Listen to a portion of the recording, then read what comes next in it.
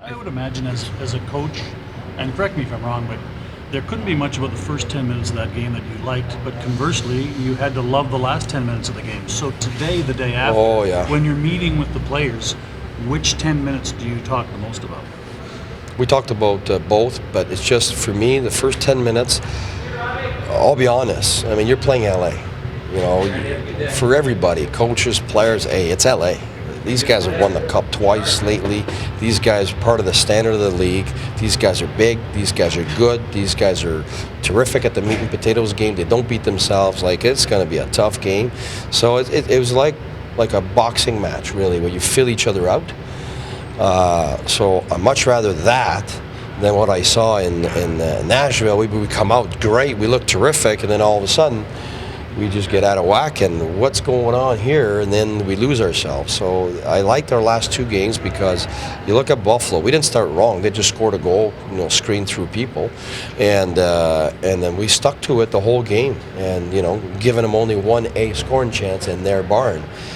On a back-to-back from us. That's really good. So we built our game, and I like the mental toughness of sticking to it. And then that was the same that game. Okay, the boxing match here, goalie's doing a good job. Okay, you know what? We can play with these guys. We can play with these guys. And that's exactly what happened. Our attitude changed after 10 minutes. We started to build it up. And to me, the last two periods were really good. And the last third period, the whole third period was outstanding. It really was. So I like where we're going. When you have, how close is Hammond healthy? He was saying he's getting there. Yeah, he's getting there now. I think it's a question of getting reps now, whatever, and we'll see how much time or what's needed for that. We definitely need to have some conversations of what the plan's going to be. So I have to sit down with the GM and see where we're going with that, because now we're on the cusp now of him being able to play. And just on. Will Craig start tomorrow? Oh yeah. Okay. And what about talk to Weidman? White's, we're contemplating that now. I mean, we want to be fair to White's. Like he hasn't practiced. This is his first real practice. He got a morning skate. Not morning skate, but a warm up yesterday. He gets one practice. We don't practice tomorrow. It's a little tight, I would say. So we'll reevaluate that. We'll look. We're going with 7 maybe. Or we're going 12 and 6 and wait a little bit more. Give him another morning skate with the goalies. Give him a warm up again. Another practice on Monday, and contemplate putting him in the net maybe on Tuesday. We'll see. But right now, it's a little tight to just shove him in there. The way you won and the fashion in which you won is a boost to confidence too for some guys who are. A couple of guys who've been looking to score goals for a while got off the. Yeah, no, that's always good. Am I worried that those guys would never score a goal? Of course not. I've seen this. I mean, my whole career as a player and as a coach, you go through it, and the best time to go through it is the beginning of the year, because it makes you fight, it makes you battle, it makes you get out of your comfort zone.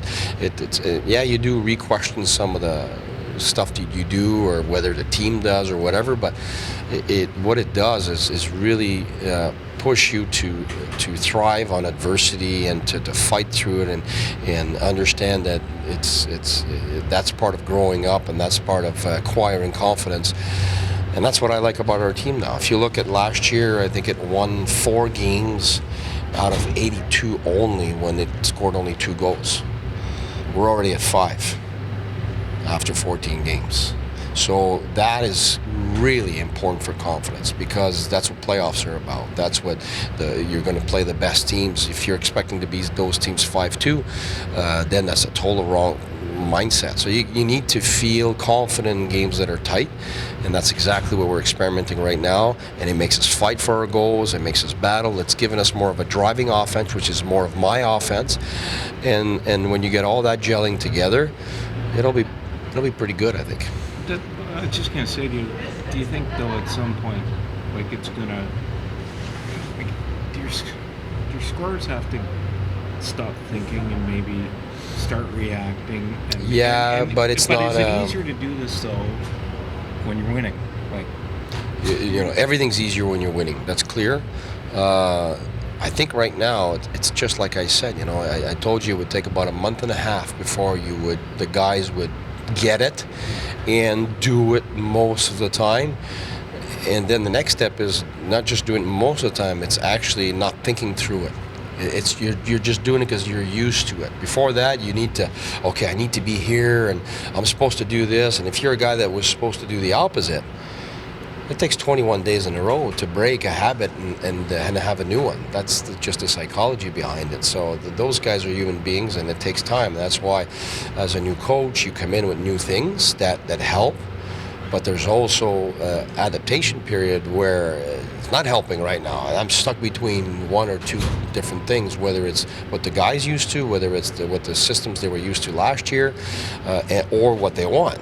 I mean, actually, it's three different things now. And by the time they figure it out, by the time it becomes a habit, they accept it, and they're great at it, takes time. So right now, for me, we've really tackled the most important, which is the defensive game, then the PK, our transition, our breakouts, our zone entries now are really good, and now we're attacking the O-zone 5-on-5, and we're attacking the power play. That's where we're at.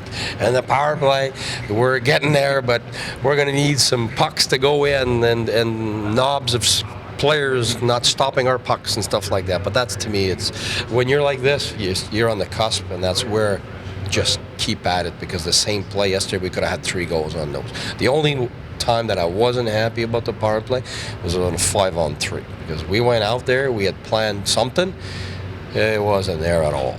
Like, hey, we had 3 guys in the wrong position, doing the wrong thing, and so that one I wasn't happy about. The rest, I'm not going to blame a guy because he one-times a perfect one-timer, and the opponent doesn't even know what's stopping him with his knob. I mean, that's just hockey, and it's just helping us fight more and be in the right places. So again, today we practiced it. We're sticking with it. I know when it's not working. When it's not working, you don't get scoring chances. You spend your time trying to get in the zone, and it's not pretty, and so that's not the case at all. It hasn't been the case at all. So right now it's just the end result, and we got the guys to finish, so I'm not worried about that.